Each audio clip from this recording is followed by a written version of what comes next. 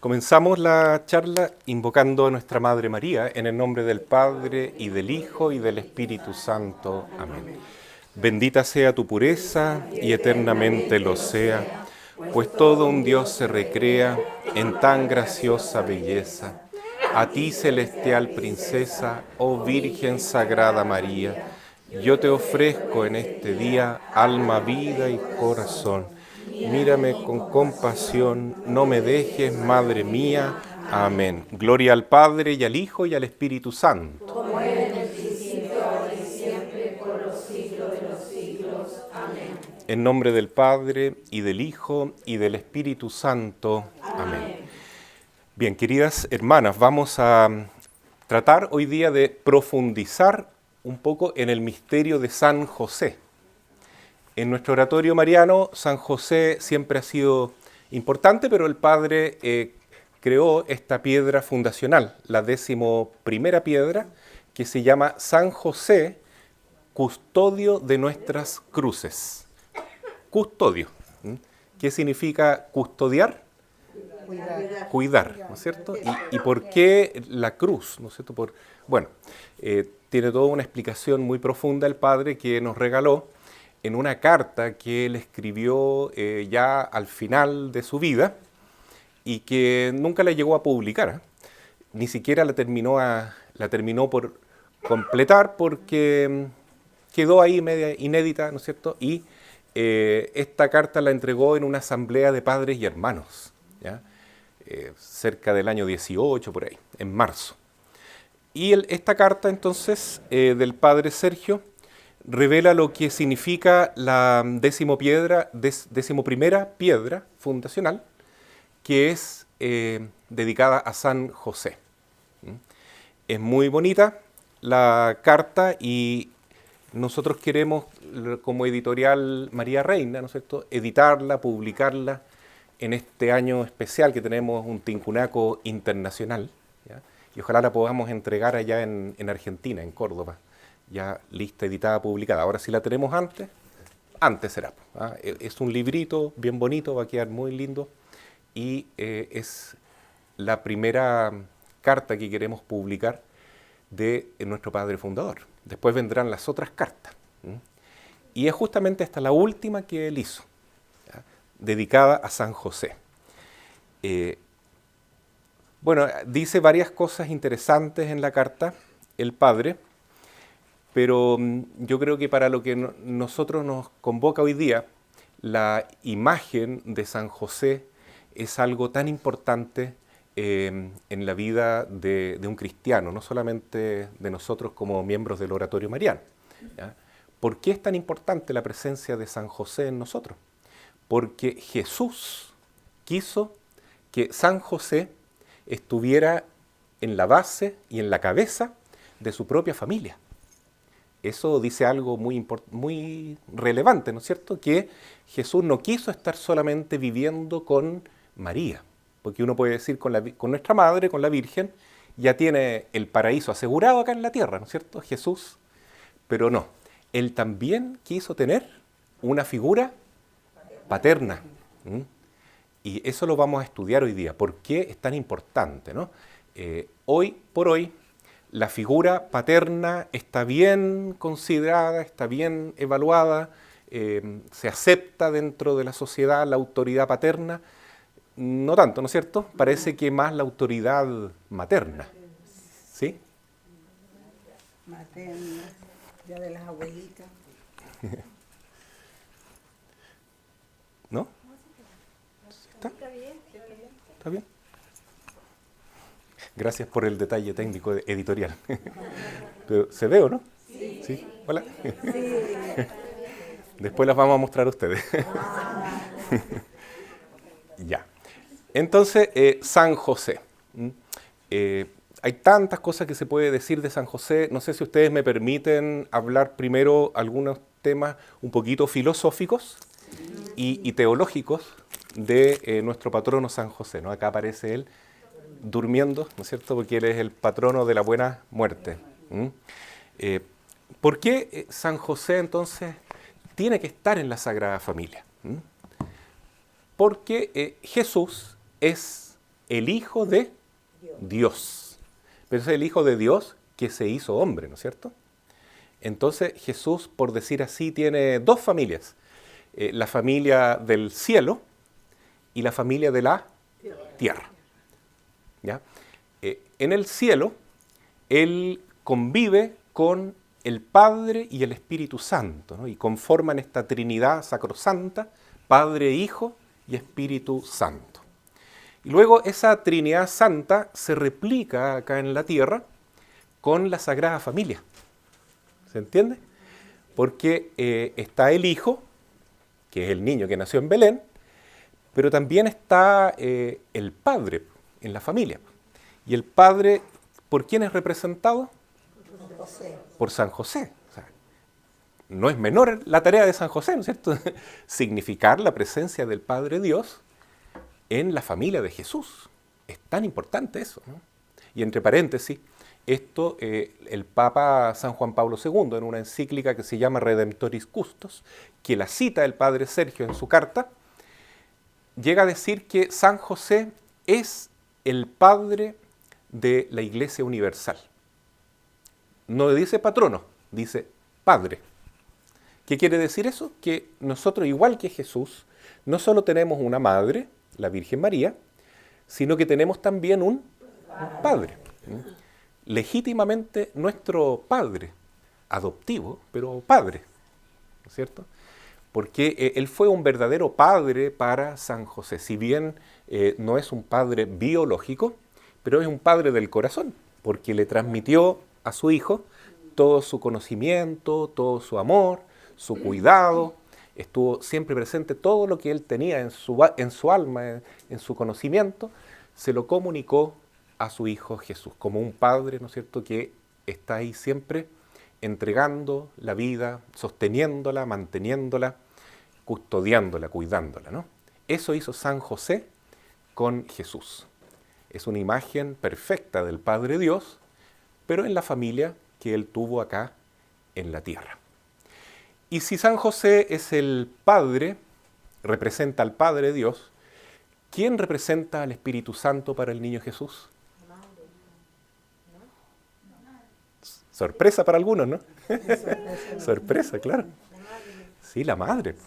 Porque ella es la Quejaritomene, ¿no? La llena de gracia. Es el santuario del Espíritu Santo, ¿no? Entonces, la presencia de la madre revela lo que es el Espíritu Santo en la Santísima Trinidad. O sea, para Jesús, estar con la madre equivale también a contactarse, comunicarse con el Espíritu Santo. Y estar con San José equivale a contactarse, comunicarse con Dios Padre, ¿no? Qué tremendo, ¿no? Muy lindo esto, precioso. Y esto ocurre también para toda la iglesia. Toda la iglesia entonces tiene a San José como padre y a la Virgen María como madre. Y de esa manera podemos entender cómo es la vida intratrinitaria, ¿no es cierto? Porque la mejor imagen que tenemos del Padre Dios, bueno, es Jesús mismo, ¿no? Dice la carta a los hebreos que Jesús es la imagen de Dios Padre. Pero dentro de la Sagrada Familia, para Jesús, la imagen del Padre es San José y la imagen del Espíritu Santo está dada en la Virgen, la llena de gracia. Entonces vean ustedes que Dios es un Padre.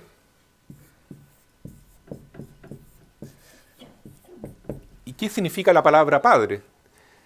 La palabra Padre en la Biblia se entiende, entre otras cosas, como el principio, de donde brota toda la vida, todo el ser, toda la sabiduría, toda la belleza, toda la bondad que vemos. Padre es el principio de todo. ¿Por qué? Porque ¿de dónde viene el Hijo? Viene del Padre. Y el Espíritu Santo procede del Padre y del Hijo. Del amor entre el Padre y el Hijo procede, ¿no es cierto?, una nueva persona que es el Espíritu Santo de Dios. Pero en definitiva todo procede de este origen primero, último, que es el Padre. Y la palabra principio en hebreo se dice Bereshit. que significa Génesis. Nosotros decimos, el libro del Génesis es el primer libro de la Biblia. ¿Y por qué Génesis? Porque el primer versículo del Génesis dice, en el principio Dios creó el cielo y la tierra. Primer versículo, ¿no? Ese principio significa Bereshit. ¿Ya? También la Biblia se escribió en griego, ¿ya? Y este Bereshit o principio se traduce como arjé. Arjé es el principio, es la fuente, el manantial de donde viene todo el ser, todo lo que es, toda la verdad, toda la vida, todo viene de este principio que es el Padre. ¿Ya? Entonces, en el Antiguo Testamento, con este primer versículo, este Génesis, Bereshit, sabemos que el mundo viene de Dios. Dios creó el cielo y la tierra. Y también dice el versículo 2 que al principio todo era vacío, ¿no? Todo era un caos, ¿ya? Y el Espíritu Santo estaba volando, como flotando, por encima de las aguas. Entonces ya se está ahí diseñando lo que es la Santísima Trinidad, ¿no? Porque nos habla del principio, que es el Padre, nos habla del Espíritu Santo, y en el versículo siguiente dice, y dijo Dios, que se haga la luz. Fiat, que se haga la luz. Pero ¿quién es el que dice? ¿No? La palabra decir significa hablar, ¿no es cierto? ¿Y cuál es la palabra de Dios? Jesús. Jesús, ¿no es cierto? El Hijo de Dios. Pero que en la Biblia nosotros lo conocemos primero como la palabra. La palabra o el verbo, ¿no es cierto? El verbo de Dios, ¿no? Verbo significa lo mismo que palabra. Entonces, ¿quién es el verbo? Es la palabra de Dios. Entonces, como dice la Biblia, todo fue creado en Él, por Él y para Él. ¿Por qué fue creado? Por su palabra, ¿no? Entonces, Dios habla y la palabra hace todo el universo, ¿no? Crea la luz, crea las estrellas, crea los planetas. Entonces, el Padre lo hace todo a través de su verbo, que a la vez es su Hijo. Su Hijo. Entonces, vean ustedes que para engendrar un hijo, también yo digo la palabra, el término concebir, ¿no es cierto? El Padre concibe la palabra, ¿no? Concibe un concepto. La palabra concepto viene de concebir. Concepto es lo mismo que verbo, es lo mismo que palabra. Entonces el Padre engendra a su Hijo. Y entre ambos surge el amor. El amor entre el Padre y el Hijo es el Espíritu Santo de Dios. Tercera persona, ¿no es cierto? Primera persona, segunda persona y tercera persona. Entonces ya vemos en el Génesis que aparece la Santísima Trinidad creando el universo, ¿no? Creando todo lo que existe. Creó el cielo y la tierra. Cuando habla del cielo, no nos imaginemos, hermanas, solamente el cielo que vemos con la luna, con el sol, sino que el cielo son también los cielos donde habita Dios, ¿no? Padre nuestro que estás en el cielo. Y ese cielo Dios lo creó lleno de ángeles. Entonces en la creación también están contenidos los espíritus puros, los ángeles del cielo. Y también la tierra donde estamos nosotros, ¿no? La tierra junto con todo el universo material. ¿Ya? Todo esto es una acción que en teología se llama adextra. Adextra. Porque adextra significa hacia afuera. Dios tiene una acción o una obra hacia afuera de sí mismo, ¿no es cierto? Porque el mundo es distinto que Dios, porque viene de la nada, viene de ese vacío, como dice el Génesis. Y esa acción adextra se revela en el tiempo, porque en el mundo existe el tiempo. ¿Qué es lo que es el tiempo? El antes, el presente y el después, el futuro, ¿no es cierto? Es la medida del antes, el presente y el futuro, ¿no? Todo esto se da en el tiempo. Ya. Pero Dios está fuera del tiempo, ¿no? Porque el tiempo pertenece al mundo creado, no pertenece a Dios. ¿Ya? ¿Qué es lo que hay en Dios? ¿Qué es lo que se dice que hay en Dios? No tiempo, sino que hay eternidad. ¿no? Entonces, Dios también actúa ad intra. Ad intra significa hacia adentro, hacia adentro. ¿Hacia adentro de qué? Hacia adentro de su propio ser divino, ¿no es cierto? Su propia esencia, ¿ya? Ahí actúa Dios. ¿Y cuál es la acción de Dios? Engendrar a su Hijo, ¿no? Entonces, el Padre Dios quiere conocerse a sí mismo y esa imagen o reflejo que Él se forma de sí mismo es su Hijo. Es el conocimiento que Él tiene de sí mismo, es la sabiduría que Él tiene de sí mismo, es el entendimiento que Él tiene de sí mismo, que llamamos verbo divino o palabra, palabra de Dios. Perdón, Padre, y ese es como continuo, ¿no es cierto? Exactamente, ahora voy a hablar de eso. Esta acción ad intra no se realiza en el tiempo, sino que ya lo mencioné, en la eternidad, en la eternidad. Fíjense, ¿qué es la eternidad? ¿Cómo entendemos la eternidad? Eternidad podríamos definirla simplemente como el hoy de Dios. Es el hoy, el ahora de Dios. Porque el hoy de Dios no comienza nunca, no termina nunca. Es siempre ahora, un presente eterno que abarca todo el pasado y todo el futuro en un solo acto de ahora. Es un ahora eterno, ¿ya? ¿Y por qué? Porque Él es Dios, ¿ya? Él no tiene conocimiento, o sea, no tiene pasado y futuro. Él tiene solamente un hoy. Y un hoy que es eterno, siempre, ¿ya? ¿Se entiende? Por eso cuando uno le explica a los niños sobre Dios, lo primero que preguntan es, ¿y de dónde viene Dios? ¿De dónde nació Dios? Es que Dios no viene de ningún lado, nadie creó a Dios. Dios simplemente es. Éxodo 3, versículo 14, ¿no? Cuando Dios revela su propia esencia, su propio ser, dice, yo soy el que soy nomás. O sea, Él no recibe el ser, Él simplemente es desde toda la eternidad, ¿ya? Entonces, Él actúa ad intra, ¿no es cierto? ¿Y qué es lo que dice Dios? Esto aparece en el Salmo 2. Salmo 2 es muy lindo, ¿no? Revela qué es lo que pasa en el hoy de Dios, en la eternidad de Dios. Dice Dios Padre lo siguiente, Salmo 2. Tú eres mi hijo y yo te he engendrado hoy. ¿Te fijas? Entonces, en toda la eternidad, Dios está diciendo lo mismo. O sea, ustedes piensen para atrás, no acaba nunca el pensamiento. Dios está diciendo permanentemente, eternamente, tú eres mi hijo, yo te he engendrado hoy. Por eso dice la hermana María Paz que el hijo no es que nació y listo nomás y quedó jugando por ahí. No, el acto de engendrar a su hijo, ¿no es cierto?, de hacerlo nacer, es eterno. Siempre el hoy de Dios es darle vida al hijo, entregarle sabiduría, amor, mantenerlo. Entonces, esa es la labor de un papá.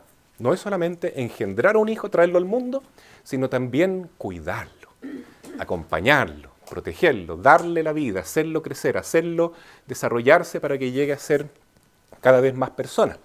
Y por eso es tan importante San José, porque eso es lo que hace San José. Si bien es cierto, él no le dio la vida corporal a Jesús, ¿no es cierto? No es el padre de Jesús en ese sentido, sí es un padre espiritual. Y es muy importante San José para nosotros también porque nosotros necesitamos un padre, necesitamos a alguien que nos cuide, que nos proteja, que nos ayude a tomar nuestra cruz, porque sin la cruz nosotros no podemos ser discípulos de Jesús. Entonces, ¿quién nos va a ayudar? ¿Quién nos va a dar valor? ¿Quién nos va a comunicar sabiduría, prudencia y nos va a dar el deseo de tomar la cruz? Es San José, junto con la madre, ¿no? Pero la labor de la madre no reemplaza la de San José y viceversa, ¿no? Como en una familia, la tarea que tiene el papá es insustituible, ¿no? Y la tarea de la mamá también lo es, ¿ya? Claro que sí, porque dice la Biblia en el Génesis que Dios creó al hombre a su imagen y semejanza. Entonces, y Dios lo creó varón y mujer, ¿cierto? Hombre y mujer. Y lo hizo a su imagen y semejanza. Pero entonces quiere decir que al crearlo hombre y mujer, no es solamente la mujer, la imagen de Dios, ¿cierto? No es solamente el hombre, el papá, el esposo, la imagen de Dios. Y no es solamente el hijo, sino que es la familia completa. Porque Dios bendice esta familia y le dice que tiene que multiplicarse, que tiene que procrear, que tiene que después dominar la tierra y hacerla crecer, evolucionar, ¿no es cierto? Entonces, eso es lo lindo que dice la Biblia, que Dios bendice. ¿Qué es lo que puede bendecir Dios? Todo lo que Él crea, todo lo que Él hace, todo lo que brota de Dios es perfecto, es hermoso, es bueno y es verdadero. Entonces, por eso Dios lo ve al final del día y lo bendice, ve que está bueno, ve que todo es bueno. Y cuando ve al hombre y la mujer, ve que es muy bueno, o sea, es una súper bendición. Bendición significa decir bien. Y dijo Dios, hágase la luz. O sea, la creación entera es una bendición. Pero la mayor bendición es la familia humana, porque esa es la mejor imagen de Dios, que es Padre, Hijo y Espíritu Santo. Por lo tanto, ¿se puede bendecir una familia de homosexuales? No, porque primero que nada no es familia. La única familia posible es la que representa a Dios, que es Padre, Hijo y Espíritu Santo. Y Dios ha determinado que para poder representarlo bien acá en la tierra, tiene que estar formada la familia, la Trinidad humana, digamos así, por un hombre y una mujer. No un hombre con un hombre, eso no es lo que Dios bendice. Entonces, ¿quiénes somos nosotros, sacerdotes de la tierra, para bendecir algo que Dios no bendice?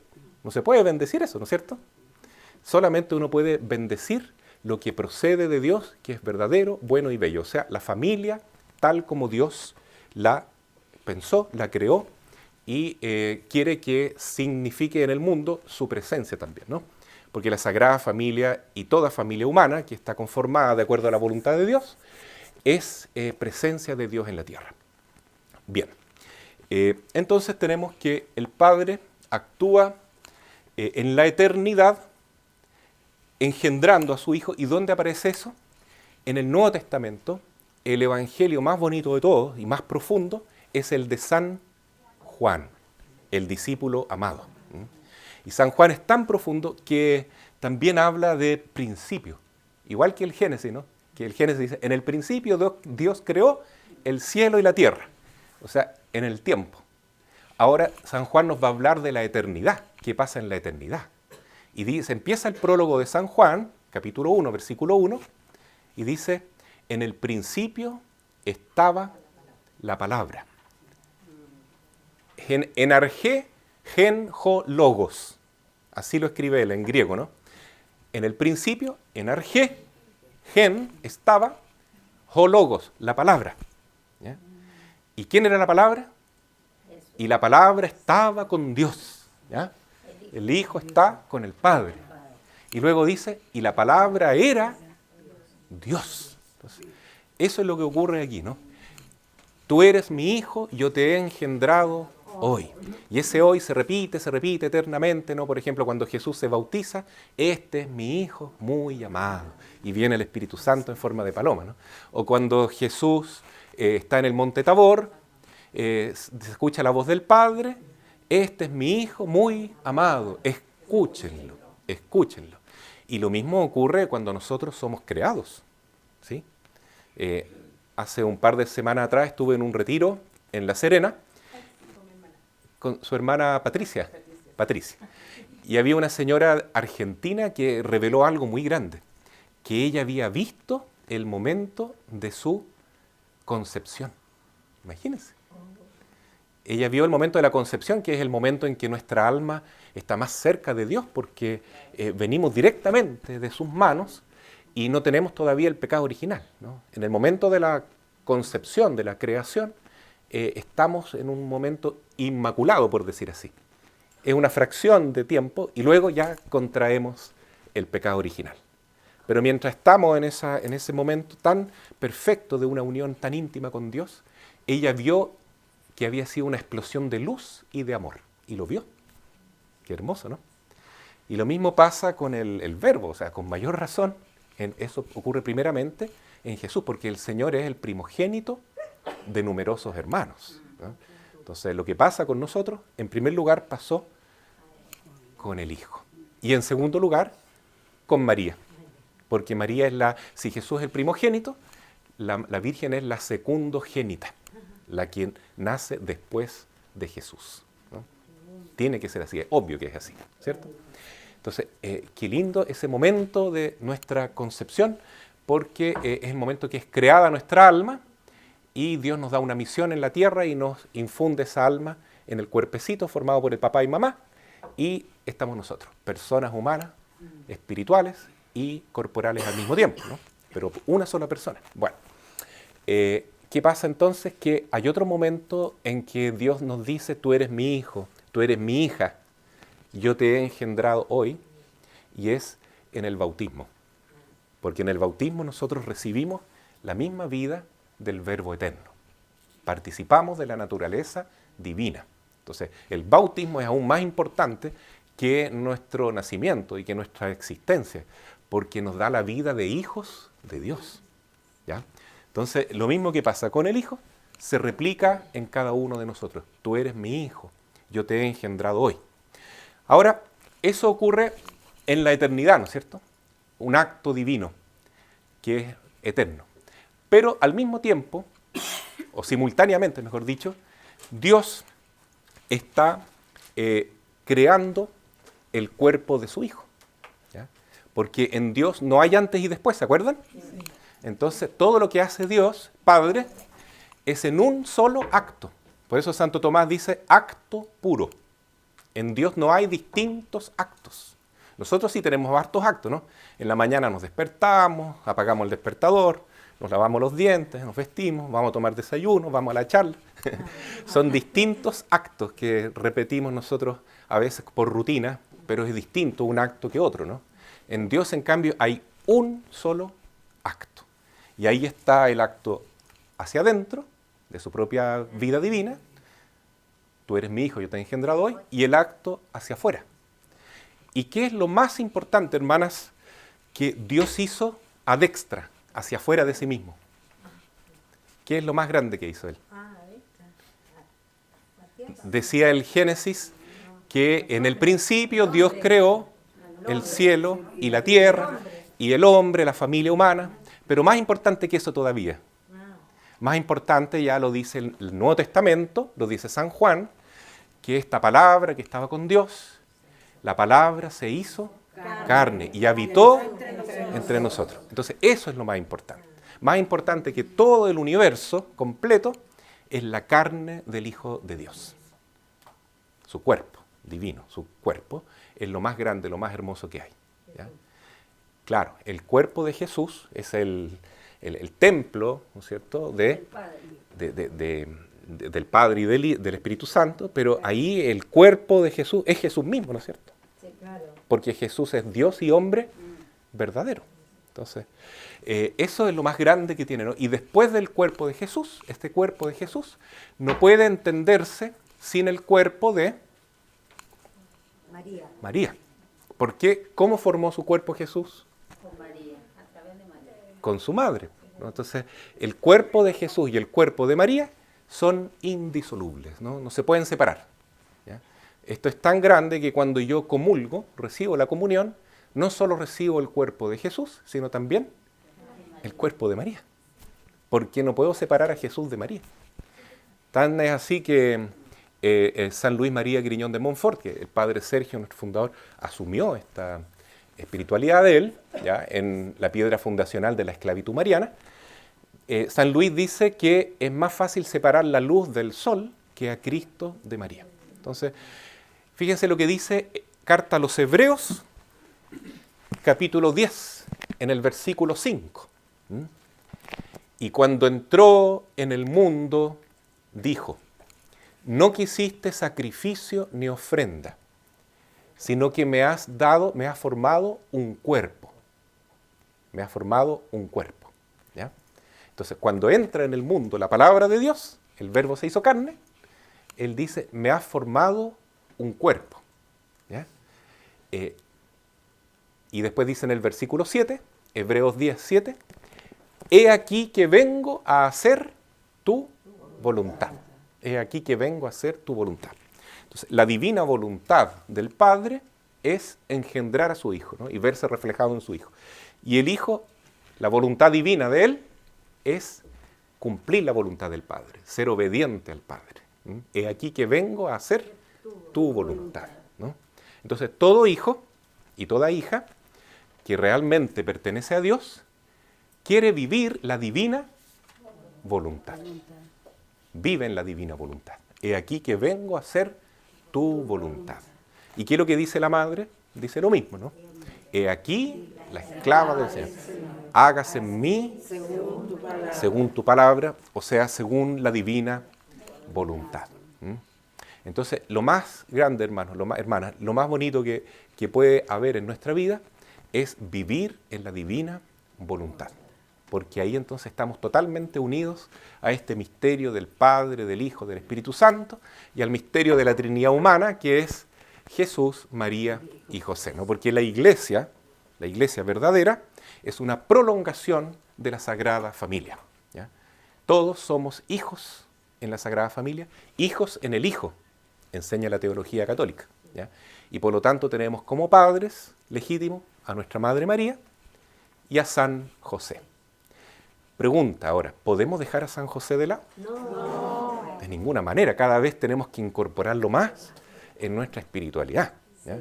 Y decía el Papa Francisco con estas frases que él dice a veces que son muy populares, muy certeras también, que San José está un poquitito cesante, desempleado, porque nadie se acuerda de pedirle ayuda, ¿eh? Y lo único que quiere San José es que nos acordemos de él, porque él nos puede ayudar, él nos quiere ayudar, él quiere ejercer su función de padre, de tutor, de guía, de protector, de custodio, con todos nosotros. Y no solo en las grandes dificultades y necesidades, sino que en lo cotidiano. Ojalá siempre estemos pidiendo a San José, porque él es nuestro Padre. Y todo lo que hizo José, que se desvivió por hacerle la vida más agradable a Jesús y a María, en condiciones bien adversas a veces, ¿no es cierto? Imagínense tener que ver nacer a su hijo en una cuevita en la gruta de Belén, en una época fría, ¿ya? En medio de excrementos, de animales, arañas, murciélagos, quizás, ¿qué otras cosas había? ¿Cómo podía hacerle la vida más confortable a Jesús y a María?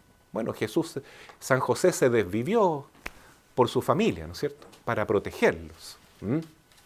Lo mismo en Egipto.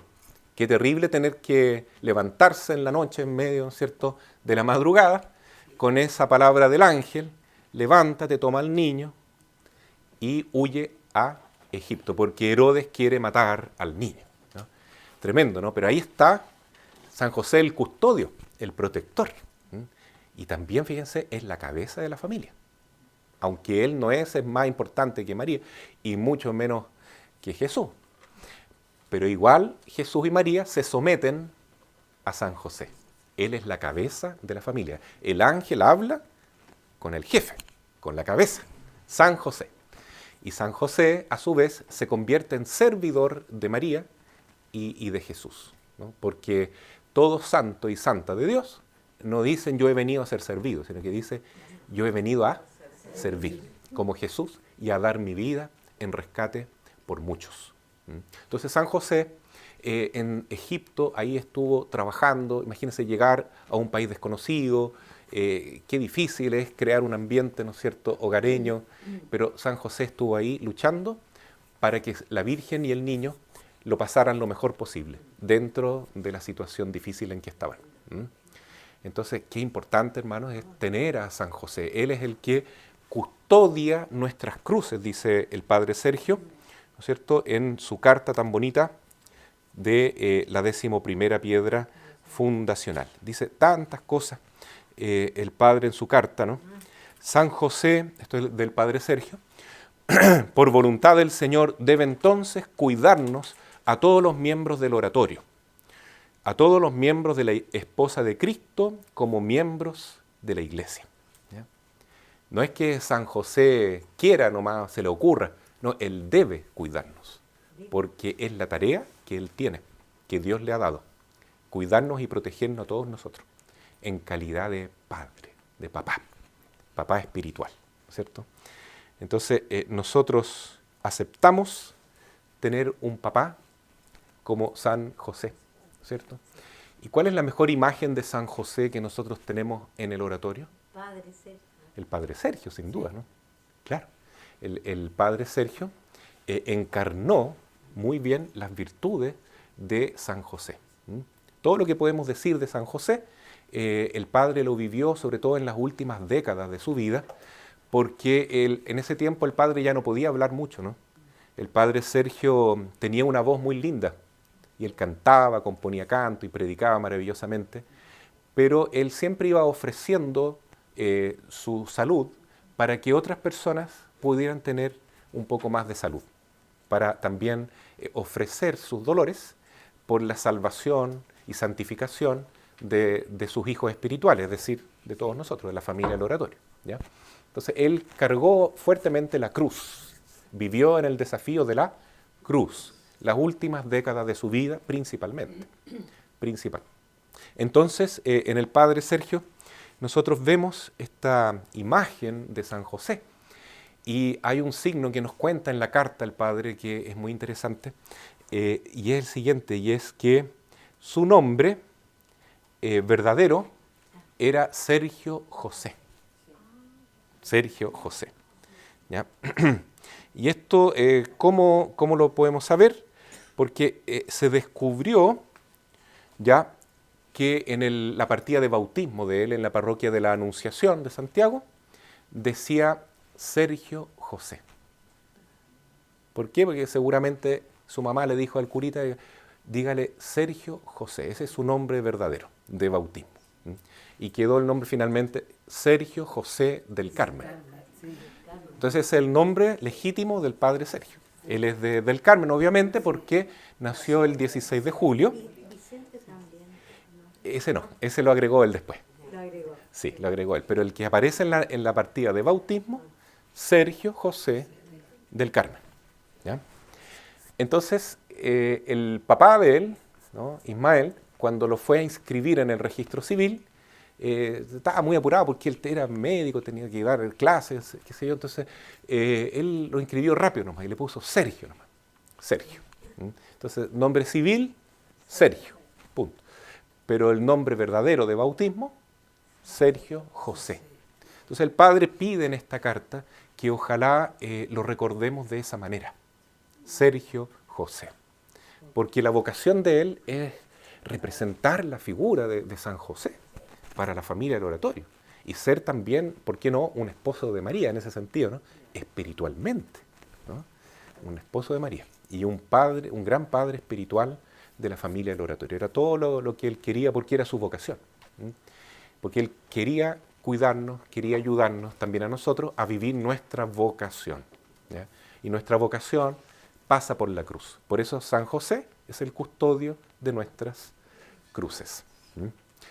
Lástima que en la lápida del Padre Sergio no aparece José. ¿Habrá que ponerlo? Sí. Sí, dice Sergio. Dice Sergio de María, ¿no? Algo así. Pero no aparece Sergio José o José Sergio, ¿ya? Como es el verdadero nombre de él, ¿ya? Bueno, esto lo dijo en una prédica del año 2004, el 19 de marzo, ¿no? En el Oratorio Central. Estas son palabras textuales del Padre Sergio. Mi nombre en el registro civil es Sergio, y nada más que Sergio. En cambio, en la parroquia de la Anunciación está mi nombre consignado como José Sergio del Carmen. Yo después le puse de María, ¿no? Y también le puso Vicente, ¿no? Cuando era religioso, por San Vicente Palotti. Para establecer que es una relación más abierta, sobre todo para asumir a la madre del pueblo. Bueno, entonces, ese es un detalle importante, porque realmente tenemos nosotros esta bendición tan grande, ¿no? De en el oratorio contar con un padre fundador que a lo mejor no fue tan brillante como otros fundadores de otras congregaciones, ¿no? ¿Por qué? Porque el oratorio en realidad sigue siendo una obra muy pequeñita. Y siempre el padre veía que los hermanos, ¿cierto? La foto de los hermanos cada año se iba achicando más. Éramos como 30, entre padre y hermano, y ahora somos como 10 nomás. Claro, pero... ¿Ah?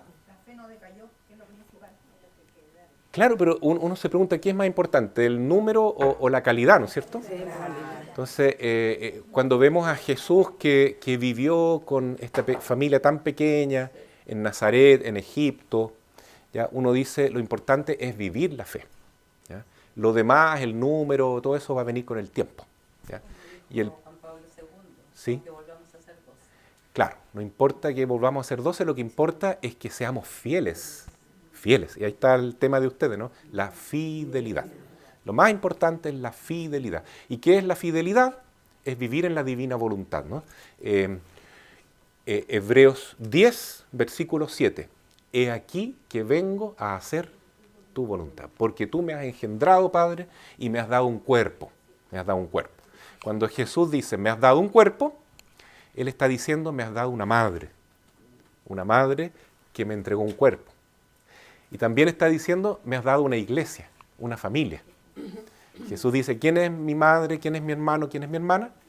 Son los que escuchan la palabra de Dios y la ponen en práctica. He aquí que vengo a hacer tu voluntad. Entonces, ¿qué es fidelidad? Es la vida de Dios en nosotros, es dejar que se haga la voluntad de Dios en nosotros. Yo no sé si ustedes lo meditan de esa manera cada vez que rezan el Padre Nuestro, ¿sí? Hágase tu voluntad. En latín dice, fiat voluntas tua, sicut in cielo et in terra, que traducido literalmente debería ser, hágase tu voluntad, así como en el cielo, también en la tierra. Nosotros decimos más rápido, hágase tu voluntad en la tierra como en el cielo. Pero lo correcto sería, así como en el cielo, también en la tierra, porque todavía es un desafío para nosotros, ¿no? Es una misión que tenemos que cumplir, dejar que el Señor haga su divina voluntad en nosotros. Y eso significa entonces morir a sí mismo. Y por eso el desafío de la cruz es tan importante, ¿no? San José, custodio de nuestras cruces. Entonces, ya estamos hablando de las últimas piedras fundacionales, como la piedra esta de la mística, ¿no? Ya no vivo yo, sino Cristo en mí, ¿no es cierto? La esclavitud mariana. Y una de estas más profundas que tenemos es San José, custodio de nuestras cruces. ¿Por qué? ¿Basta con vivir la autoeducación para que la madre quede contenta? También necesitamos vivir el segundo desafío, ¿no es verdad? La santidad. ¿Y qué es la santidad? Es hacer la voluntad de Dios. ¿Ya? ¿Basta con la santidad para llegar a la plenitud? No, porque esa es una santidad humana, ¿no? La virtud humana, que es algo muy bueno, muy importante, ¿no es cierto? Acabar con los pecados capitales en nuestra vida. Es decir, santidad humana significa que ya no haya más soberbia, sino que seamos humildes. Eso ya es una gran tarea, ¿no? Dejar la soberbia, dejar la avaricia, ¿no?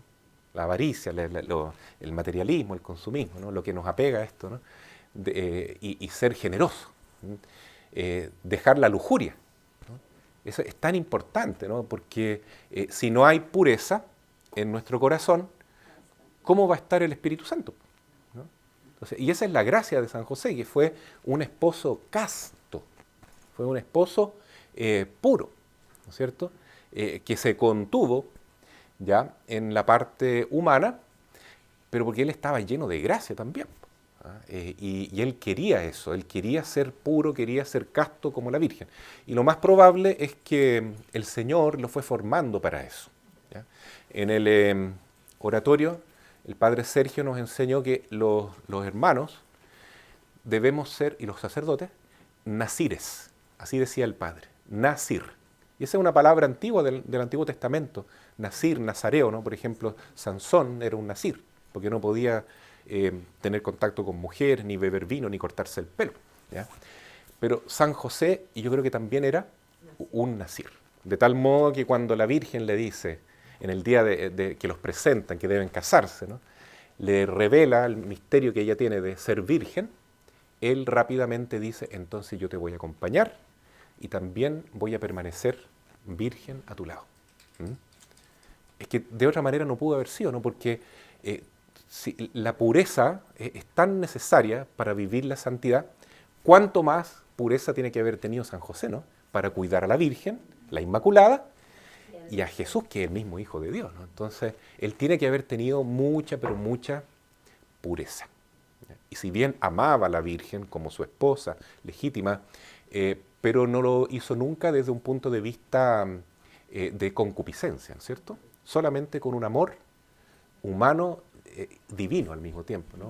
Un amor totalmente traspasado por el Espíritu Santo.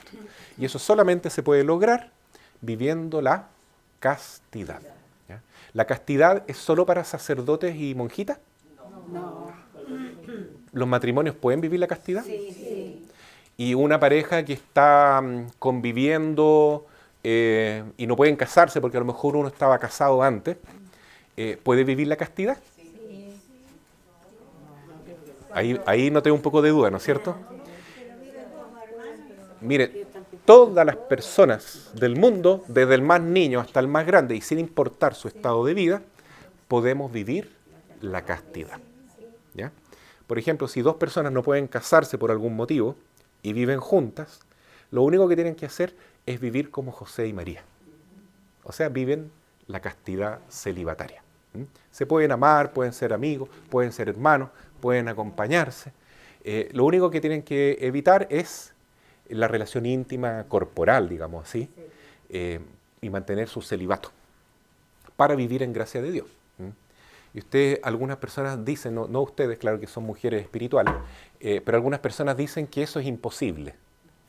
Y resulta que para Dios nada es imposible, ¿no? O sea, si para uno es más importante amar a Dios sobre todas las cosas, yo voy a renunciar a esa parte para quedarme con Dios, ¿o no? Sí. Para poder comulgar, para poder confesarme, y más en general dicho así, para vivir en estado de gracia, ¿no? Porque nuestro cuerpo es un templo del Espíritu Santo. ¿Pero puedo vivir con el Espíritu Santo si estoy en la lujuria? No, pues lo echo a patas para afuera. Estoy contristando al Espíritu Santo cada vez que abandono la castidad. Entonces, la castidad es fundamental, hermanas, para ser fieles a la palabra de Dios, ¿no? Fieles al Señor. No es que la castidad sea más importante que el amor, o sea, es más importante el amor que la castidad, ¿ya? Como decía una persona una vez que vio unas monjitas que eran muy buenas, eran muy puras, eran muy castas, pero decía, son castas como los ángeles y soberbias como los demonios, decía. O sea, uno puede ser muy casto y a la vez muy soberbio. ¿De qué le sirve esa castidad, no es cierto? De nada. Sí, pero sí que la castidad es una condición absolutamente necesaria para vivir en el amor, ¿ya? Porque sin pureza no puede estar el Espíritu Santo, ¿no? Y hoy en día esto hay que decirlo y repetirlo y no olvidarlo, porque ahí San José también nos quiere ayudar a nosotros, ¿ya? A vivir la castidad. No crean que solo para los niños es difícil vivir la castidad, porque ellos están torpedeados todo el día, ¿no es cierto?, con todo tipo de estímulos, ¿no es cierto?, de cosas que le aparecen. A uno en el celular le aparecen puras recomendaciones religiosas, porque uno está metiéndose ahí, pero a los niños le aparecen otras cosas, ¿no? Los van induciendo a pecar contra la castidad y a asumir cosas que no son bendecidas por Dios, como pensar que un hombre puede ser mujer o una mujer puede ser hombre, ¿cierto? Torcerle la mano a la naturaleza es ir contra la voluntad de Dios, ¿no es cierto? Entonces también la castidad pasa por ahí. Y la Virgen María nos dijo claramente en Fátima que el pecado que está llevando más almas al infierno es el pecado contra el sexto y sobre todo el noveno mandamiento. Porque uno dice, el sexto mandamiento es lo más grave. Sí, porque ¿qué es lo que es el sexto mandamiento? Fornicar. O sea, tener relaciones antes del matrimonio. Cometer adulterio. Tener relaciones con otras personas que no sea el esposo o la esposa legítima. ¿Ya? Masturbación. Es un pecado gravísimo, mortal. ¿Ya? Pornografía. ¿Ya? Pero el 9º mandamiento también es grave. Po. ¿Qué dice el 9º mandamiento? Consentir con malos deseos. O sea, ya basta en el pensamiento, dice Jesús, yo desear la mujer del prójimo o el hombre del prójimo y ya adulteré con él o con ella en el corazón. Y si me muero en ese momento, lo que corresponde es irse al infierno, porque estoy en pecado mortal. Es tan grave como eso, porque el pecado mortal no tiene, el pecado contra el 6º y 9º mandamiento no tiene gradualidad, ¿no? Es decir, por ejemplo, el pecado que viene después, el 7º, es no mentir, ¿no? Ahí puede haber mentiras, todas son malas, pero algunas son menos malas que otras, ¿no? En cambio, en lo que se refiere a la castidad, ¿ya? Todos los pecados son igualmente graves. Objetivamente todos son igualmente graves. ¿Ya? Claro que puede haber distinto grado de consentimiento, porque una persona que quiere, por ejemplo, salir de la pornografía o dejar el adulterio, y le cuesta mucho porque tiene el hábito, el vicio, ¿no? Pero mientras está luchando, ¿no es cierto?, entonces está por buen camino, ¿no? Pero cada vez que comete ese pecado es objetivamente gravísimo, es un pecado mortal. ¿La mentira piadosa no existe? No existen las mentiras piadosas, no. Todas son mentiras. Pero hay mentiras que pueden hacer mucho más daño que otras, ¿no? Y no es lo mismo robarse 10 pesos que 1.000.000 de pesos, ¿no? En cambio, cada vez que uno comete un pecado contra el 6º mandamiento, es igualmente grave, siempre. ¿Ya? Y contra el 9º mandamiento también.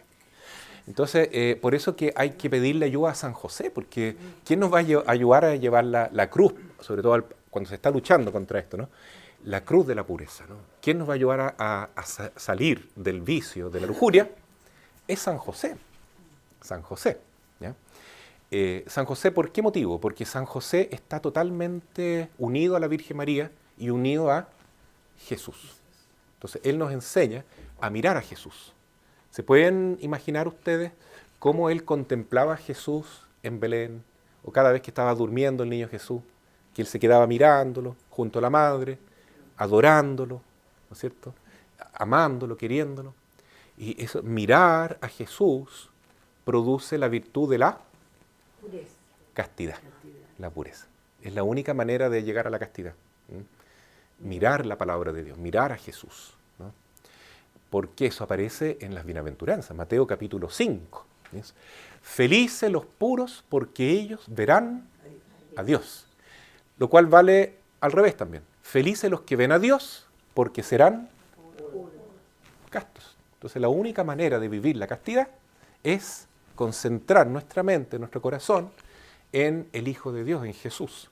Por eso la importancia de la misa, para llenarnos del corazón de Cristo, la adoración eucarística, el Santo Rosario, la confesión que nos va ayudando a sacar toda esta toxicidad del pecado, ¿no? La Sagrada Escritura, porque eso es mirar la palabra de Dios, ¿no es cierto? Y también, por qué no decirlo, tenemos que avanzar más en el ayuno y la mortificación.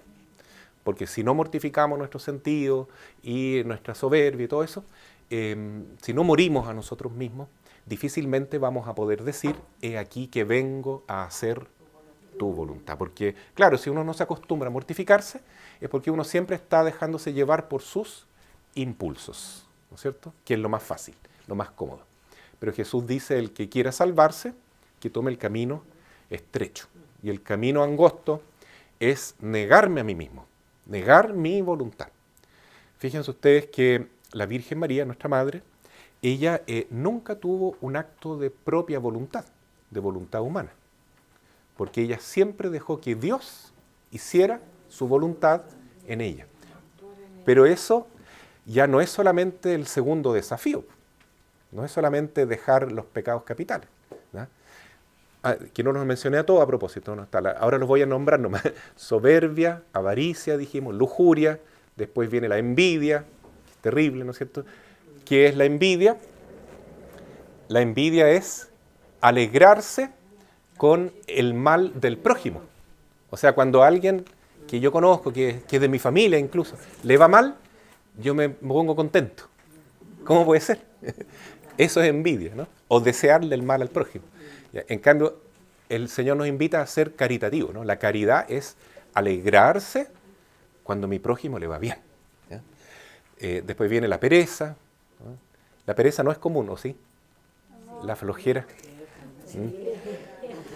O sea, la flojera es muy complicada porque nos lleva como a tirar la esponja en el fondo, decir, ya no quiero ser santo, ¿no? Ya no quiero vivir la vida nomás, carpe diem, aprovecha el día nomás y llenémonos de estímulos, compensemos con esto, con lo otro, con entretenciones, con comida, con trago, con droga, con lo que sea, ¿no es cierto?, con series, con tantas cosas que el mundo nos ofrece para dejarse llevar nomás, ¿no es cierto? Eso todo es flojera, pereza. Y es muy grave la pereza porque el pecado más común que cometemos nosotros, ¿cuál es? Decimos, yo confieso de haber pecado, de pensamiento, palabra, obra. ¿Y cuál es el pecado que más cometemos? Omisión. Exactamente, ustedes saben muy bien eso, ¿no es cierto? La omisión es el que más cometemos. Porque nosotros pensamos que ser buenas personas es cumplir los 10 mandamientos, o sea, no hacer cosas malas. Pero no es eso lo que Jesús nos está pidiendo, solamente. Nos pide hacer cosas buenas. Y cada vez que uno deja de hacer cosas buenas, está pecando de omisión. Entonces, por eso entonces es tan importante luchar por la santidad.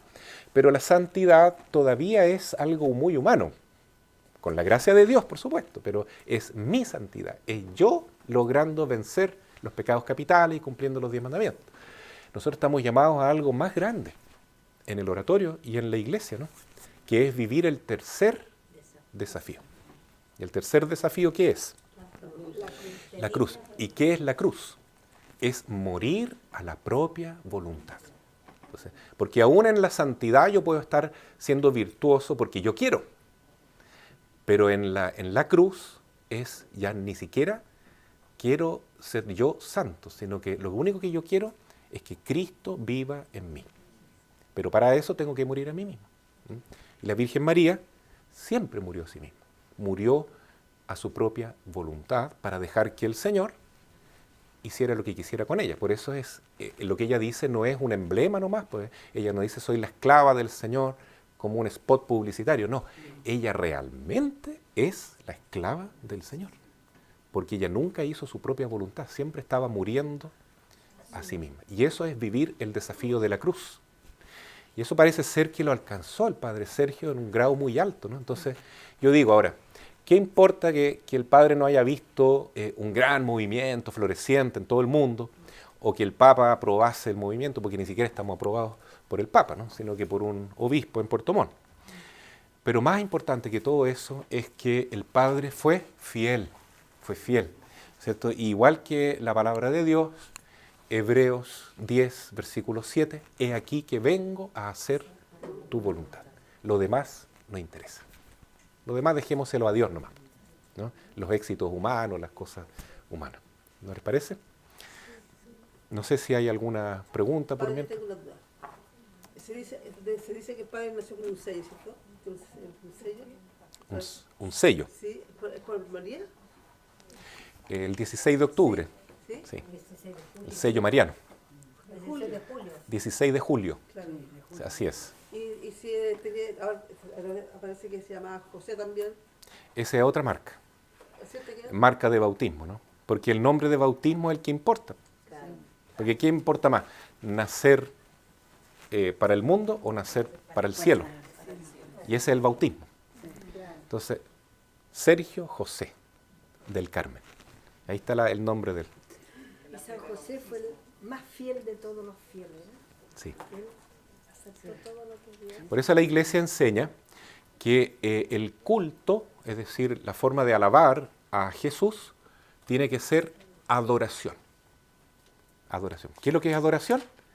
Es reconocer a alguien como mi Dios. Yo te amo, tú eres mi Dios. Entonces, a Jesús tenemos que adorarlo, porque Él es Dios, el Hijo de Dios hecho hombre. Pero después de Jesús viene la Virgen María, que tiene un nombre propio, el nombre de veneración, ¿no es cierto?, que le damos a la Virgen, se llama hiperdulía. Adoración se dice en hebreo, quiero decir en griego, se dice latría. Es el culto de adoración. Sí. Adoramos a Dios, al Padre, al Hijo y al Espíritu Santo. Después viene la hiperdulía. Hiper significa una super, ¿no? Hiperdulía. Dulía es una veneración, pero más que eso es como un acto de consagración por la cual nos transformamos en vasallos de. O sea, yo le entrego mi vida a la persona que yo venero de esa manera, con dulía, ¿no? Entonces, yo me consagro, sobre todo, y venero a la Virgen María.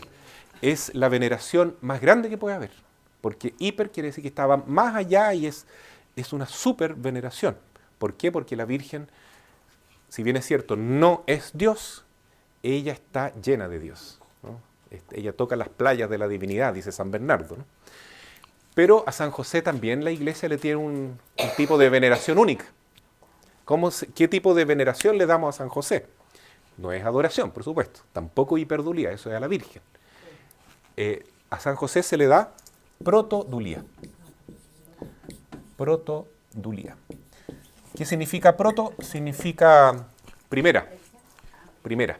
La primera veneración entre todos los santos es a San José. Y a los demás santos, dulía nomás, veneración, ¿ya? A San Francisco, a San Alberto Hurtado, a Santa Teresita de los Andes, todos los santos, dulía, veneración nomás, veneración. Que es algo muy grande porque es reconocerlos, que ellos están llenos de Dios, están en el cielo, etc. Pedimos su intercesión, seguimos su ejemplo, pero la primera veneración es a San José.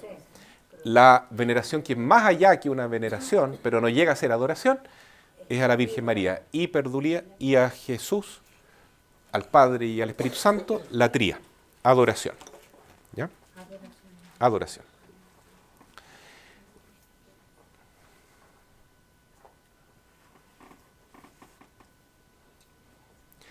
Ahora voy a explicar un poquito en la carta del Padre Sergio por qué él es custodio de nuestras cruces. ¿Ya?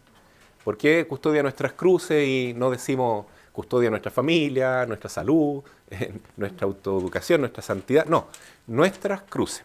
¿Ya? Dice el Padre Sergio en el número 6 de la carta, San José entonces es el personaje, el protagonista de esta piedra fundacional, porque él nos protege, nos cuida por voluntad del Padre, así como él custodió al niño Jesús, custodió a la Madre Santísima, los llevó a Egipto, los sacó de Egipto, los llevó a Nazaret, vivió una vida oculta de preparación, en la armonía, en la paz de este hombre sencillo, humilde y santo. Dios vio la bondad de San José y la premió altamente. San José nos manifiesta ahora su posición de patrocinio ante la Iglesia y dentro de la Iglesia a sus partes, también a un miembro pequeñito como es el oratorio mariano, custodio por tanto de la Iglesia. Y ahí está el trampolín para explicar por qué es custodio de nuestras cruces. Porque en la realidad el tema que estábamos exponiendo el 17 de octubre sobre San Ignacio de Antioquía es ir de cara a la cruz, de buscarla, de no volverle la espalda, no arrancar, sino aceptarla, porque es camino de salvación, ya que Jesús dijo, el que quiera ser mi discípulo, tome su cruz y sígame. Entonces, ¿qué está explicando el Padre? Que el día 17 de octubre del año 2009, él estaba haciendo una prédica en María Reina a las hermanas. No sé si la Madre María Marta estaba ahí. Ese día no estaba. Bueno, pero estaban varias hermanas y se celebra todo día 17 de octubre a San Ignacio de Antioquía. Y San Ignacio de Antioquía fue un gran padre de la Iglesia porque él, discípulo de San Juan también, fue condenado a muerte, a morir en Roma. Y fue pasando por varios puertos, en varias iglesias, y escribía una carta a las distintas iglesias, y a todos les pedía, por favor, que rezaran por él para que él fuera fiel al martirio. Y decía, déjenme ser pasto de las fieras, déjenme, decía, transformarme en trigo molido en los dientes de las fieras, para convertirme en una blanca harina para hacer una hostia pura para Dios, ¿no? Frases muy bonitas que decía él, porque en el fondo él amaba la posibilidad de acompañar a Jesús en la cruz, en el martirio. Es tan grande esa voluntad que tenían los primeros cristianos, ¿no?, de ir al martirio, que ellos iban cantando, ¿no?, y llegaban rezando salmos, felices de la vida, lo mejor que les podía pasar. Y eran tan crueles los romanos estos que ponían a niños, abuelitos, abuelitas, de todas las edades. Si eran cristianos, no importa, al circo y que se los coman las fieras, ¿ya?, delante de todo. Y ellos iban ahí, perdonaban a su verdugo nomás y cantaban salmos mientras los leones se los comían. Y esa voluntad de sufrir, de ir a la cruz con Cristo, se refleja muy bien en San Ignacio de Antioquía, ¿no?, en sus cartas. Entonces, hasta que nosotros tengamos esa voluntad de ser fieles al nivel de la cruz, ya todavía nos falta un largo camino que recorrer, yo creo, ¿no? Poder amar la cruz, ¿no? Amar la cruz significa ser fieles, ¿no? El tema que ustedes están meditando en este retiro es la fidelidad, ¿no? Bueno, la fidelidad verdadera es vivir a la altura de la cruz. ¿Y quién nos va a enseñar a amar la cruz? San José. Sobre todo San José, porque él le enseñó a Jesús, también nos tiene que enseñar a nosotros, ¿ya? La madre nos va a enseñar como mamá, pero San José nos va a enseñar lo mismo como papá. Necesitamos un papá, necesitamos una mamá. Siempre somos niños, ¿no? Decía el evangelio que escuchamos ayer de San Juan Bosco, ¿no? El que no se haga pequeño como un niño no entrará al reino de los cielos. Pero un niño necesita un papá, San José, y una mamá, mamita María. Pero San José sabía cuando, por ejemplo, tenían niños chicos, todo lo que le iba a pasar, o se iba adivinando en el proceso. Bueno, San José dialogaba con la Virgen María y la Virgen, la Madre Santísima, sabía que este era el Cordero de Dios que quita el pecado del mundo, ¿no? ¿Por qué? Porque San José estaba al lado de ella cuando Simeón le dice, una espada de dolor te atravesará el alma. Y esa espada de dolor no fue solamente en la cruz, el Calvario, sino que fue toda la vida de Jesús. Desde que nació, Jesús ya estaba sufriendo. ¿Y quién acompañaba ese dolor? ¿Y quién lo trataba de aligerar un poquitito? Es San José. Entonces, San José estaba ahí, no solamente teóricamente, ¿no?, sino que vivencialmente acompañando la cruz de Jesús y María. Porque también él le decía al niño cómo llevar los sufrimientos, ¿no? Sí. Le conversaba. Le enseñaban todo eso. Y a nosotros sobre todo nos quiere enseñar a amar a Jesús, como ya dije, en la Eucaristía, en la adoración. San José nos quiere llevar a la adoración. También la Virgen María, ¿no? Hay una piedra fundacional que dice, María nos lleva alegremente a la Eucaristía. No solamente la Virgen, también San José nos quieren llevar a la Eucaristía, porque cuanto más estemos con Jesús en la adoración eucarística, tanto más vamos a ir convirtiendo nuestro propio corazón en el corazón de Cristo, ¿ya? Y vamos a poder amar la cruz, ¿ya? Y estamos en una época difícil en que la Iglesia necesita corazones valientes, dispuestos al martirio, a vivir el martirio. Entonces ustedes saben que también hay una piedra fundacional que se refiere al martirio, ¿no?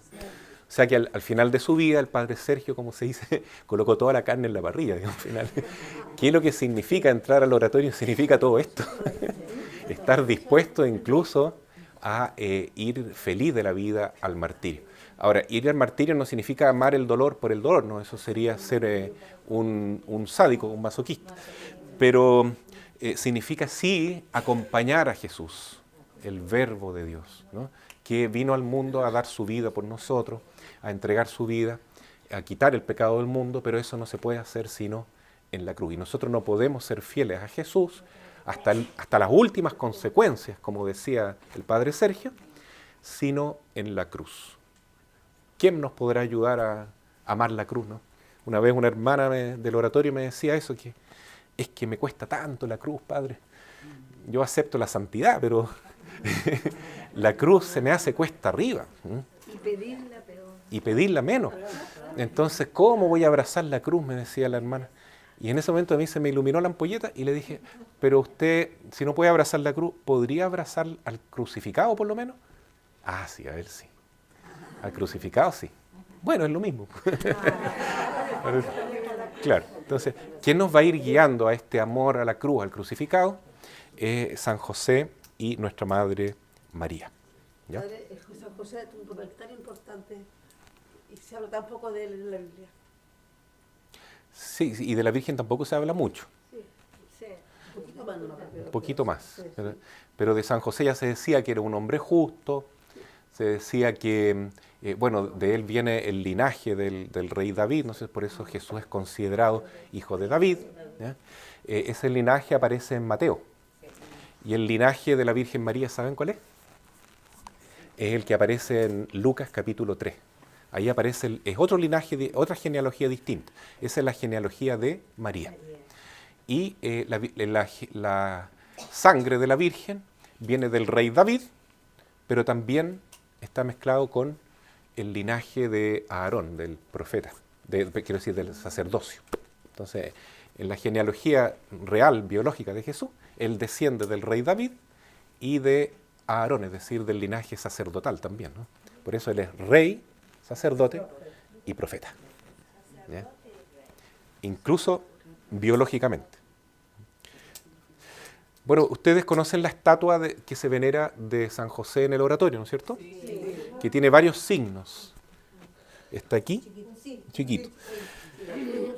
El padre Sergio explica lo siguiente. ¿Ya? No sé cómo estamos con la hora. Creo que nos pasamos ya. Son las 11:26. Vamos terminando entonces. Dice, 3 elementos contiene esta piedra fundacional en cuanto a su símbolo. San José con el niño en sus brazos, lo que refleja el motivo de su incrustación en la gran tarea, la redención. Esta estatua de San José contiene elementos vitales para captar la misión popular que él tiene que desempeñar por medio del oratorio. Implica una alianza o pacto con San José. Y la cruz está demostrando lo principal, lo fundamental, el nervio vital de su tarea divina de cuidarnos para que no perdamos el camino por la deficiencia provocada por el miedo a la cruz, por la tendencia a escapar de ella. ¿Ya? Porque eso es lo que hace un papá, en el fondo, ¿no? Es transmitirle seguridad al hijo, es ayudarle a ser valiente, a ser fuerte, ¿no? Por eso a la mamá a veces se le da miedo que el papá salga con el hijo y lo haga arriesgarse tanto, ¿no? No, porque tú no cuidas al hijo, le dice. No, pero es que el hijo necesita esa presencia fuerte del papá que le ayuda, ¿no es cierto?, a hacerse bien hombrecito, pues, bien mujercita, ¿no es cierto?, de ser capaces también de enfrentar el sufrimiento con valor. ¿Ya? Entonces, esa es la tarea de San José, quitarnos el miedo a la cruz. Por eso es el custodio de nuestras cruces, nos enseña a confiar totalmente en Dios y dejarnos llevar por el ángel, por la voz de Dios, etc. Y de esa manera podemos llevar la cruz. Pero el padre Sergio dice algo importante aquí, no sé si lo alcanzaron a percibir. Dice que tenemos que hacer un pacto con San José. Una alianza con San José, claro. Entonces, ahí tenemos tareas por delante, ¿no, hermana? No solamente consagrarnos a nuestra madre, que es fundamental, sino también entregarle nuestro corazón al corazón de San José. Tenemos que pertenecer por un pacto de alianza, ¿no es cierto?, entregarnos a él como nuestro papá y patrono. ¿Ya? Sigue diciendo el padre Sergio, se trata de una estatua ya conocida y bastante popular, pero lo propio de quien lo confecciona es introducir el elemento de la cruz, el rosario, el mundo y la vara florecida que marcan también el símbolo. Cada uno de esos signos refleja algo importante de San José. Padre, nosotros como grupo de señoras marianas, todos los miércoles rezamos el rosario de San José. Ah, qué bueno. Con su Todos los letanía. miércoles. O sea, ustedes están mucho más adelantados que nosotros ya. Sí,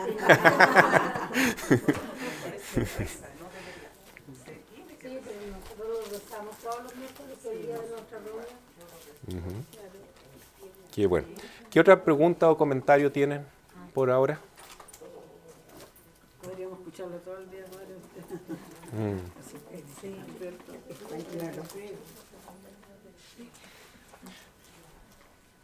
pues la palabra en sí, Custodio de nuestras cruces, porque el padre Sergio tomó la encíclica de San Juan Pablo II, que se llama Redemptoris Custos, que significa custodio del Redentor. Y en esa encíclica el Papa Juan Pablo II señala que San José es padre o papá de toda la Iglesia y de cada miembro de la Iglesia. O sea, así como fue papá de Jesús, es papá tuyo, tuyo, tuyo, tuyo y mío. ¿Ya?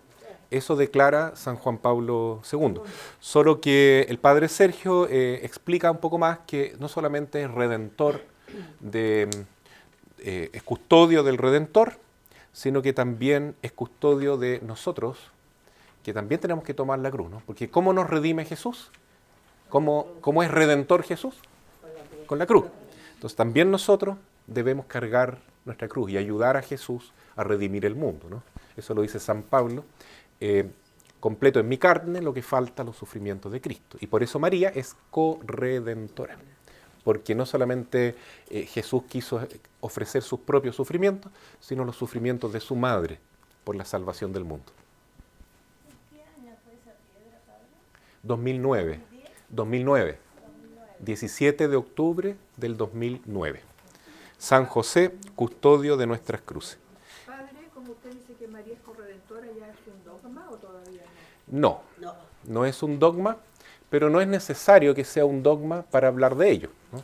Por ejemplo, el dogma de la Inmaculada Concepción se realizó el 8 de diciembre de 1854, pero ya venían hablando todos los siglos pasados, ¿no?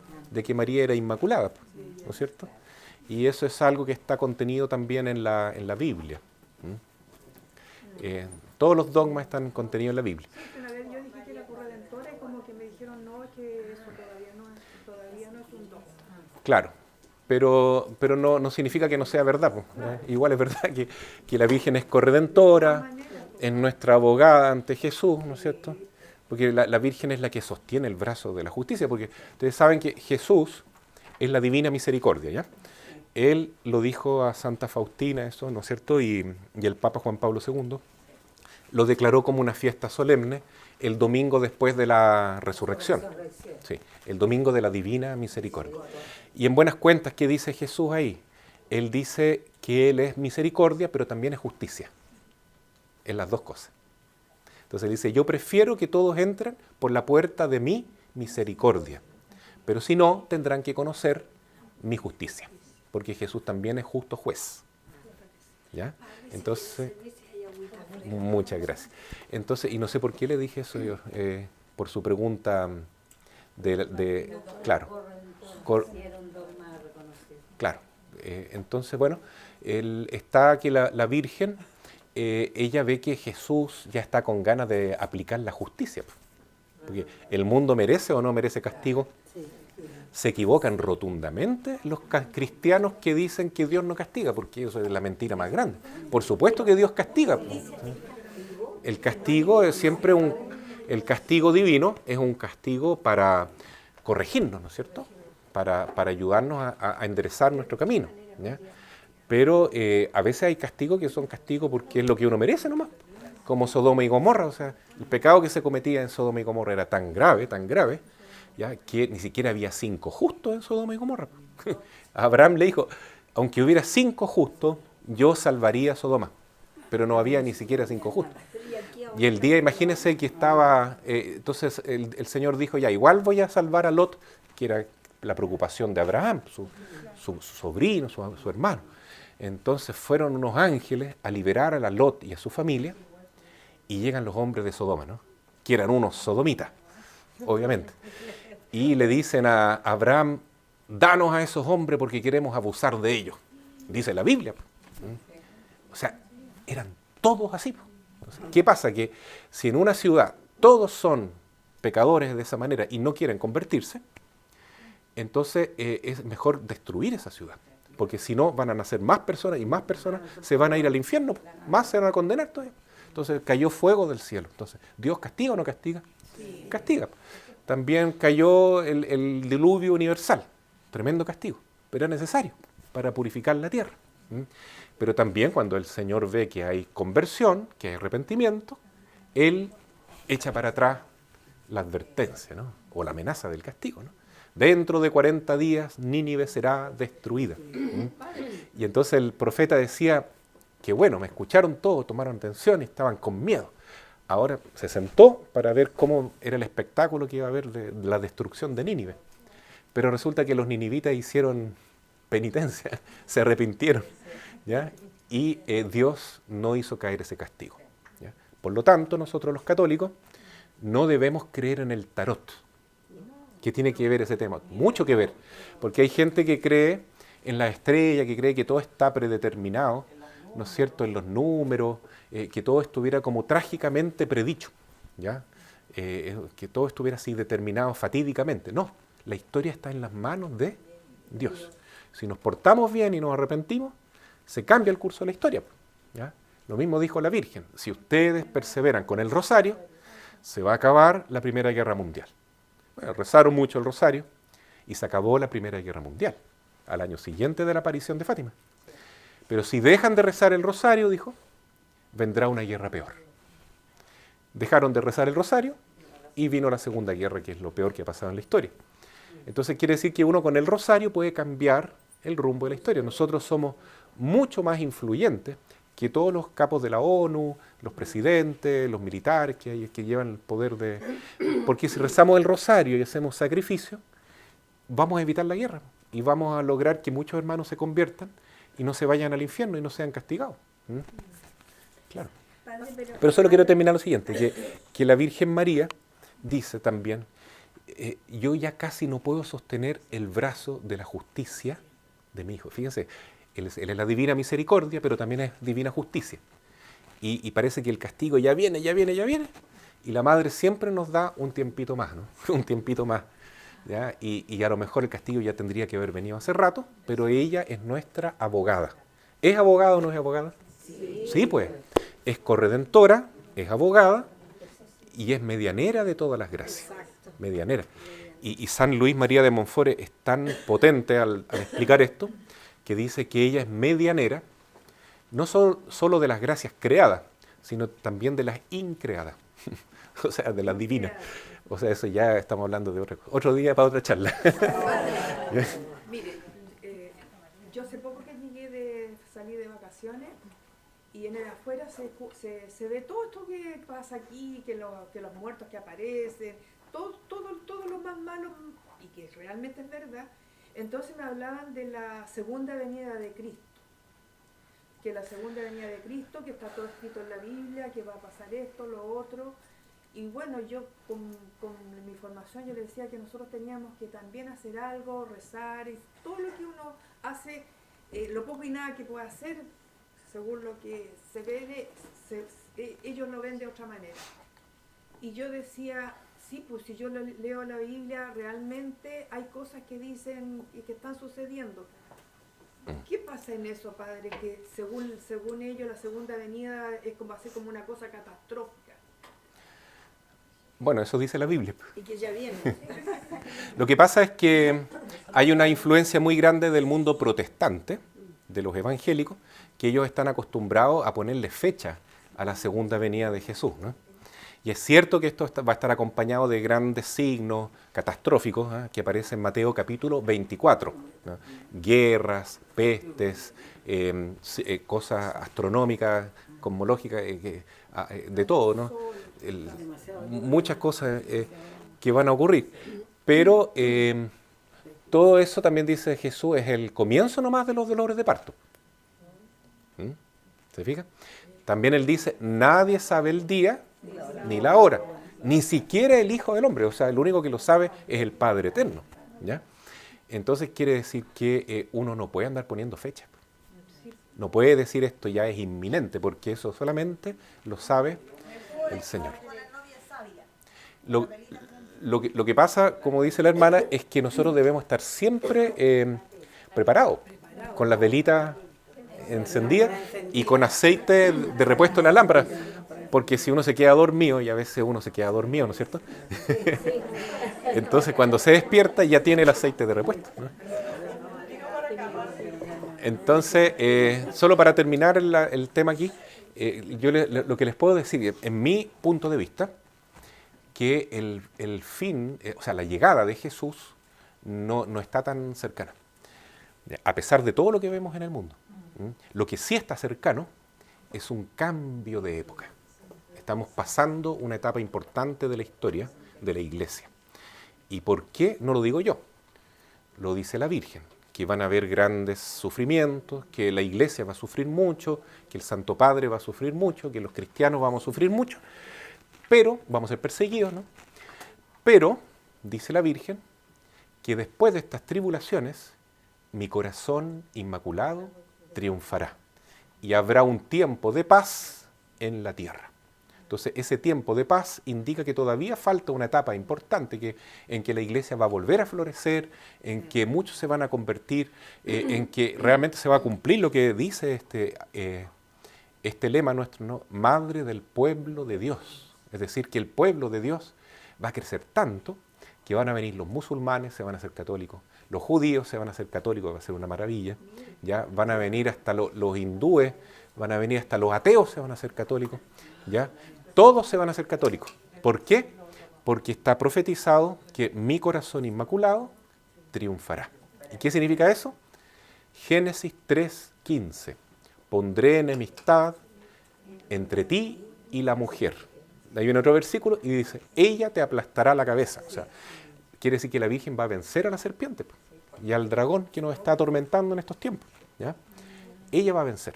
Y entonces, la victoria de ella, ¿cuál es? Que todos sus hijos, o sea, los chinos, los africanos, los de todas las religiones, todos van a dejar sus religiones o sus increencias y se van a hacer católicos. Católicos, apostólicos y romanos, o sea, van a pertenecer a nuestra iglesia. Es promesa de la Virgen. Y vamos a vivir un largo tiempo, solo Dios sabe cuánto, de paz, donde vamos a tener muy buenos pastores que nos van a transmitir la palabra de Dios, porque el corazón inmaculado de María triunfará. Y ese corazón inmaculado, ese triunfo, y qué bueno que usted preguntó, porque esto nos ayuda a terminar la charla con una señal de esperanza. Junto con el triunfo del corazón inmaculado de María, viene el reinado del corazón eucarístico de Cristo. Es decir, cuanto más nosotros adoramos al Señor, mucho más estamos adelantando la venida de este reinado eucarístico de Cristo, porque Cristo va a reinar en ese tiempo a través de la Eucaristía. Todo el mundo va a querer ser adorador, ¿ya?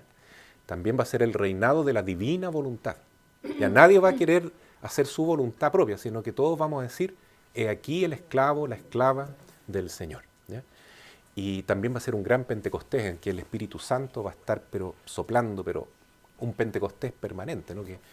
Y un tiempo de los grandes santos marianos, ¿no? Que será eso en el futuro, cuando se produzca el triunfo del corazón inmaculado de María. Va a ser como el cielo en la tierra. Va a ser un preámbulo del cielo, diría yo, ¿no? Y después de eso, de este tiempo de paz en la tierra, muy probablemente viene ahí sí una época de mucho más tribulación todavía, con el anticristo y todo lo demás, y la venida de Jesús definitivo. Pero ¿por qué tiene que ser así? Porque la primera vez cuando Jesús vino, lo hizo por medio de María. Entonces primero aparece María, que es como el alborada, ¿no es cierto?, del amanecer, y después viene el sol, ¿no? ¿Se han fijado que primero no aparece el sol, sino que viene la luz de la madrugada, de la mañana, ¿no? De la aurora? Entonces, ahora estamos a punto de comenzar la aurora. O sea, en este momento estamos en una oscuridad tremenda en el mundo, ¿no? Pero el corazón inmaculado de María triunfará y comienza la aurora, tiempo de paz en la tierra. Después vendrá el tiempo, sí, fuerte, el último ya del anticristo que está en Apocalipsis, y la venida de Jesús. Padre, pero nosotros como católicos, ¿qué más podemos hacer? Orar. Aparte de que rezamos el rosario, vamos a misa, también pienso que nosotros debemos dar a conocer la Eucaristía, que la gente todavía va a misa, porque hay muchas personas que creen, no, es que dicen que ya nadie va a misa, que las iglesias están desocupadas, y no es así. Claro. Yo siempre les digo, no es así, mucha gente va a misa, mucha gente reza el rosario, pero los jóvenes hoy en día como que eso es antiguo. Claro, esa también es una muy buena pregunta, pero vamos alargando la charla.